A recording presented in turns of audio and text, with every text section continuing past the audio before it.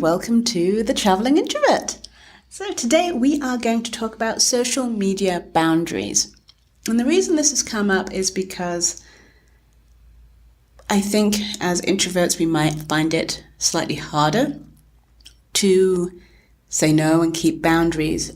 For example, right now I'm looking forward to be doing a retreat and a conference in the next few months. And I have been asked to, added as a friend to the conference people. And I'm like, here's my professional profile. Use this. Here's my LinkedIn. But my personal feed is not made for, A, I don't really have one. I very rarely post. And B, I don't feel right having everyone know about whatever it is I'm doing, because most of the people I am friends with are not their target audience. And I get that they want to get as many people to know as possible, and someone who is not a target audience member might know someone who is a target audience member, but it is still my choice as to whether I let that happen or not. So social media boundaries as an introvert can be difficult or interesting. I happened to talk to a lot of introverts the other day when I was doing something for International Women's Day, and something that a couple of us had in common was that we keep our professional sort of area in LinkedIn and friends and family on Facebook. We might have a Facebook group or we might have a Facebook page, but that is because it gives us more visibility on Facebook. But it's not because we necessarily communicate our business strategies and needs, etc. on that page. I also know that social media can be a big black hole. It can be this space where you go in to do one thing and you end up doing 13 other things, and 3 hours later you haven't really gone in to do you haven't done what you're supposed to do. So social media boundaries as an introvert can be difficult. And so what I would say is, for business, social media, try and stick to one or two main avenues of social media. Get really good at it. Get your process down.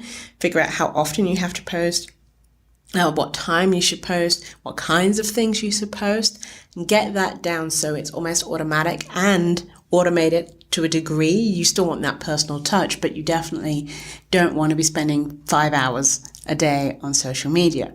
And then move on to the next platform that might be good for you, or that your clients are on, or your potential clients are on.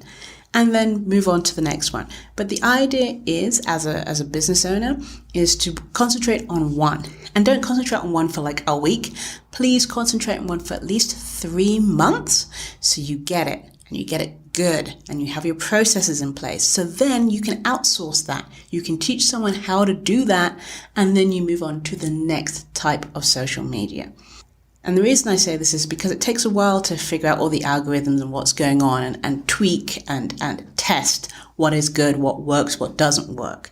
And a lot of people are sort of like, oh, I did it for a week and then, nothing happened. No, you need to give these things time. Visibility doesn't just happen. So concentrate on one, get it good, get the processes done, get your processes written out, then outsource it. Move on to the next one. And don't think you can post the same thing on each social media platform. That also does not work. And also don't get one social media person who says I can do everything for you because they're good at Pinterest and Instagram and Facebook and LinkedIn, all the social media.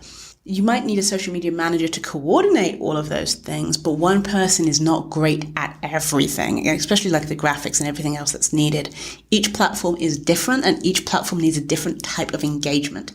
So, social media boundaries, probably not the right title, but social media boundaries. Concentrate on one, get people to communicate and connect with you on one specific one, and keep it that way.